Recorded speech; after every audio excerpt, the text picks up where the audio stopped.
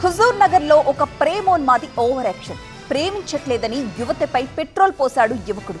ఆ యువకుడిని స్థానికులు అడ్డుకున్నారు. దానికి సంబంధించిన బ్రేకింగ్ న్యూస్ ప్రస్తుతం మనం చూస్తున్నాం. హుజూర్ నగర్ లో చోటు చేసుకుంది ఈ ప్రేమోన్మాది ఓవర్ యాక్షన్ ఘటన. ప్రేమించడం లేదని యువతిపై పెట్రోల్ పోసి హత్యాయత్నం చేసిన ఘటన సూర్యాపేట జిల్లా హుజూర్ నగర్ లో జరిగింది. అయితే ఖమ్మం జిల్లా మోటమరి గ్రామానికి చెందినది ఆ యువతి.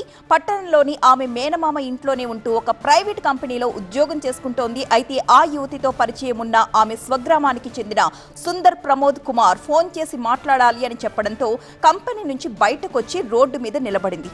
దుకాణం ఎదుట మాట్లాడుతూ ఉండగా తనను ఎందుకు ప్రేమించడం లేదని యువతితో గొడవ పడ్డాడు ప్రమోద్ కుమార్. వెంటనే ఆమెపై పెట్రోల్ పోశాడు. దాన్ని గమనించిన స్థానికులు వెంటనే అతన్ని అడ్డుకుని ఆమెను కాపాడారు.